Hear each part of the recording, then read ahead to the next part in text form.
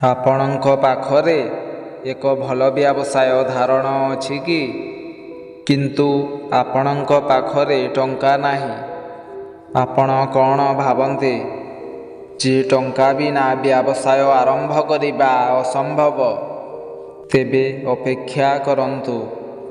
ମହାନ ଆଚାର୍ଯ୍ୟ ଚାଣକ୍ୟ କହୁଥିଲେ ଯେ ଟଙ୍କା ନୁହେଁ, ବରଂ ଆପଣଙ୍କର ମନ ହେଉଛି ସବୁଠାରୁ ବଡ଼ ଧନ। ଆଜି ମୁଁ ଆପଣଙ୍କୁ ଚାଣକ୍ୟଙ୍କ ଦ୍ୱାରା କୁହାଯାଇଥିବା ଏପରି 6ଟି ନିୟମ କହିବି, ଯାହାକୁ ଗ୍ରହଣ କରି ଆପଣ ଗୋଟିଏ ଟଙ୍କା ବିନିଯୋଗ ନ କରି ଆପଣଙ୍କ ବ୍ୟବସାୟ ଆରମ୍ଭ କରିପାରିବେ। ଏହି ନିୟମଗୁଡ଼ିକ ଆପଣଙ୍କ ମାନସିକତାକୁ ସମ୍ପୂର୍ଣ୍ଣ ପରିବର୍ତ୍ତନ କରିବ। ନମସ୍କାର ବନ୍ଧୁଗଣ।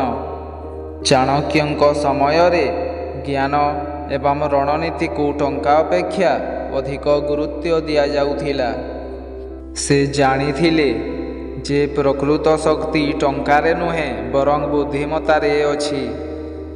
ତେଣୁ ଆସନ୍ତୁ ଜାଣିବା ସେହି 6ଟି ନିୟମ ଯାହା ଆଜିର ସମୟରେ ମଧ୍ୟ ସମାନ ଭାବରେ ସତ୍ୟ।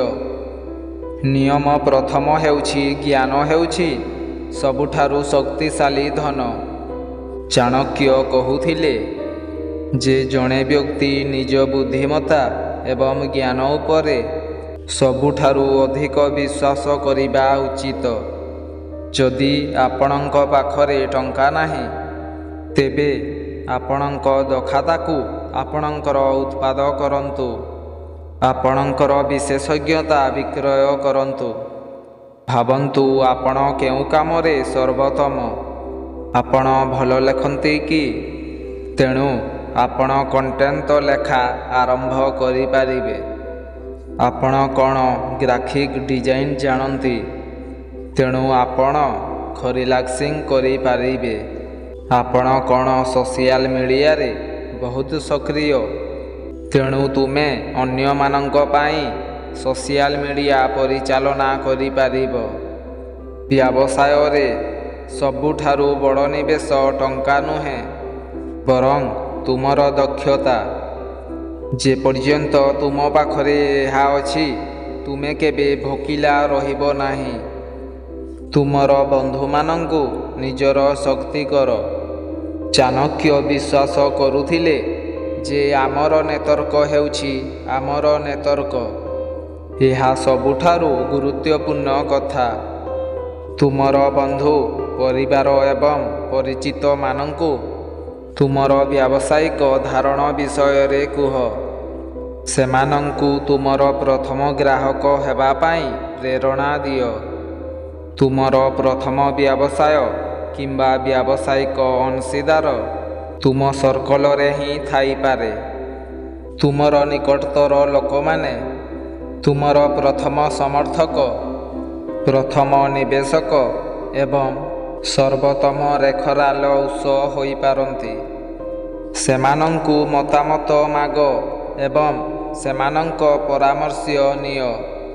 ସେମାନଙ୍କୁ ତୁମ ଉପରେ ବିଶ୍ୱାସ କରାଅ ଏବଂ ତୁମର ଧାରଣା କେତେ ଦୃଢ଼ ତାହା ଦେଖାଅ।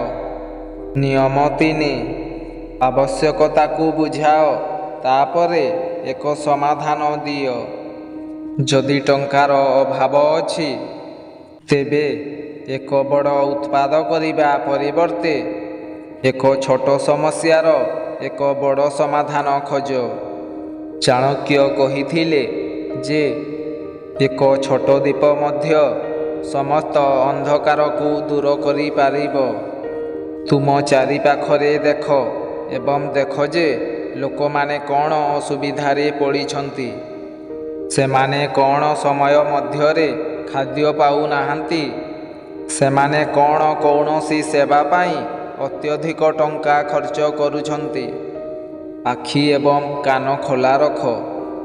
ଯେତେବେଳେ ତୁମେ ଲୋକଙ୍କ ପ୍ରକୃତ ଆବଶ୍ୟକତାକୁ ବୁଝିବ, ତୁମେ ଏକ ସମାଧାନ ପ୍ରଦାନ କରିପାରିବ ଯାହା ପାଇଁ ଲୋକମାନେ ତୁମକୁ ଚିନ୍ତା ନ କରି ଦେୟ ଦେବେ। ଏବଂ ଏଥିପାଇଁ ବଡ଼ ନିବେଶର ଆବଶ୍ୟକତା ପଡ଼ିବ ନାହିଁ। ନିୟମ ଚତୁର୍ଥ ଛୋଟ ଆରମ୍ଭ କର। ଚାଣକ୍ୟ କହୁଥିଲେ ଯେ ଯେକୌଣସି ବଡ଼ କାମ ସବୁବେଳେ ଛୋଟ ପଦକ୍ଷେପରୁ ଆରମ୍ଭ ହୁଏ। ବଡ଼ ଅଫିସ୍ କିମ୍ବା ମହଙ୍ଗା ମାର୍କେଟିଂସ୍ ପାଇଁ ଅପେକ୍ଷା କର ନାହିଁ। ନିଜ ଘରୁ ଆରମ୍ଭ କର। ନିଜର ସୋସିଆଲ ମିଡ଼ିଆ ଆରମ୍ଭ କର। ଆପଣଙ୍କର ମିଡ଼ିଆ ପ୍ରୋଫାଇଲକୁ ଆପଣଙ୍କର ଡିସାଇଡ୍ କରନ୍ତୁ। ମାଗଣା ଉପକରଣ ବ୍ୟବହାର କରି ଆପଣଙ୍କର ଲୋଗୋ ତିଆରି କରନ୍ତୁ।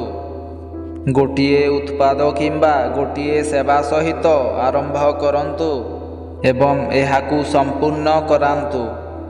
ଯେତେବେଳେ ଆପଣ ଏକ ଛୋଟ ସ୍ତରରେ ସଫଳ ହୁଅନ୍ତି, ସେତେବେଳେ ଆପଣ ଆତ୍ମବିଶ୍ୱାସ ପାଇଥାନ୍ତି ଏବଂ ଆପଣଙ୍କର ବ୍ୟବସାୟ ସଞ୍ଚାଳିତ ଭାବରେ ବୃଦ୍ଧି ପାଇବା ଆରମ୍ଭ କରେ।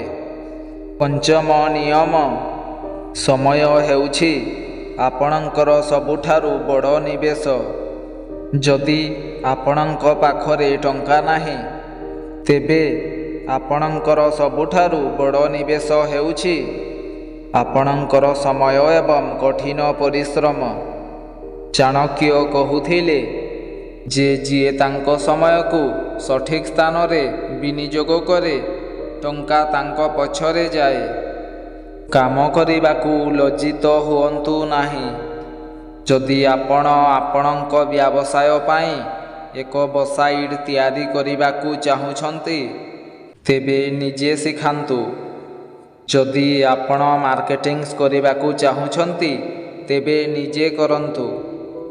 ଆପଣଙ୍କର ଆଗ୍ରହ, ଆପଣଙ୍କର ସମୟ ଏବଂ ଆପଣଙ୍କର କଠିନ ପରିଶ୍ରମ ହେଉଛି ଆପଣଙ୍କର ସବୁଠାରୁ ବଡ଼ ପୁଞ୍ଜି, ଯାହାକୁ କେହି ଆପଣଙ୍କଠାରୁ ଛଡ଼ାଇ ନେଇପାରିବେ ନାହିଁ। ଏହାକୁ ବିନିଯୋଗ କରନ୍ତୁ ଏବଂ ଆପଣ ନିଶ୍ଚିତ ଭାବରେ ଏହାର ପୁରସ୍କାର ପାଇବେ। ନିୟମ ଷଷ୍ଠ। ପ୍ରତିଷ୍ଠା ଅର୍ଜନ କରାନ୍ତୁ। ଟଙ୍କା ସଞ୍ଚାଳିତ ଭାବରେ ଆସିବ। ଶେଷ ଏବଂ ସବୁଠାରୁ ଗୁରୁତ୍ୱପୂର୍ଣ୍ଣ ନିୟମ ହେଉଛି ପ୍ରତିଷ୍ଠା। ଚାଣକ୍ୟ ବିଶ୍ୱାସ କରୁଥିଲେ ଯେ କୌଣସି ଟଙ୍କାକୁ ଏକ ଭଲ ପ୍ରତିଷ୍ଠା ସହିତ ତୁଳନା କରାଯାଇପାରିବ ନାହିଁ। ଆପଣଙ୍କ କାମରେ ସଚ୍ଚୋଟ ରୁହନ୍ତୁ। ଆପଣ ଯାହା ପ୍ରତିଶ୍ରୁତି ଦିଅନ୍ତି ତାହା ପୂରଣ କରନ୍ତୁ ଏବଂ ଯଦି ସମ୍ଭବ ହୁଏ, ତେବେ ତାହାଠାରୁ ଅଧିକ ଦିଅନ୍ତୁ। ଗ୍ରାହକମାନଙ୍କୁ ସର୍ବୋତ୍ତମ ସେବା ଦିଅନ୍ତୁ। ଯେତେବେଳେ ତୁମର ସମ୍ମାନ ଏବଂ ବିଶ୍ୱାସ ବୃଦ୍ଧି ପାଏ, ଲୋକମାନେ ସଞ୍ଚାଳିତ ଭାବରେ ତୁମ ପାଖକୁ ଆସନ୍ତି। ସେମାନେ ତୁମ ପାଇଁ ମାଗଣା ମାର୍କେଟିଂସ୍ କରାନ୍ତି। ଲୋକମାନେ ତୁମକୁ ବିଶ୍ୱାସ କରିବେ ଏବଂ ଏହି ବିଶ୍ୱାସ ତୁମ ବ୍ୟବସାୟର ସବୁଠାରୁ ବଡ଼ ସମ୍ପତ୍ତି ହୋଇଯିବ। ତେଣୁ ବନ୍ଧୁଗଣ, ଏହି ଚାଣକ୍ୟଙ୍କ ଏହି 6ଟି ନିୟମ ଯାହା ପ୍ରମାଣ କରେ ଯେ ବ୍ୟବସାୟ ଆରମ୍ଭ କରିବା ପାଇଁ ଆପଣଙ୍କୁ ଟଙ୍କା ନୁହେଁ ବରଂ ଏକ ଦୃଢ଼ ଚିନ୍ତାଧାରା, ସାହସ ଏବଂ ସଠିକ୍ ରଣନୀତି ଆବଶ୍ୟକ। ଏବେ ଆପଣଙ୍କ ପାଖରେ ସମସ୍ତ ସୂତ୍ର ଅଛି। ଏବେ କାମ କରିବାର ସମୟ ଏବଂ ବାହାନା କରିବାର ନୁହେଁ। ଯଦି ଆପଣଙ୍କୁ ଚାଣକ୍ୟଙ୍କ ଏହି ନିୟମଗୁଡ଼ିକ ପସନ୍ଦ ଆସିଛି, ତେବେ ଭିଡ଼ିଓଟିକୁ ଲାଇକ୍ କରନ୍ତୁ ଏବଂ ରିଙ୍କୁ ମୋଟିଭେସନାଲ୍ ଲାଇଭ୍ ଚ୍ୟାନେଲକୁ ସବସ୍କ୍ରାଇବ୍ କରନ୍ତୁ।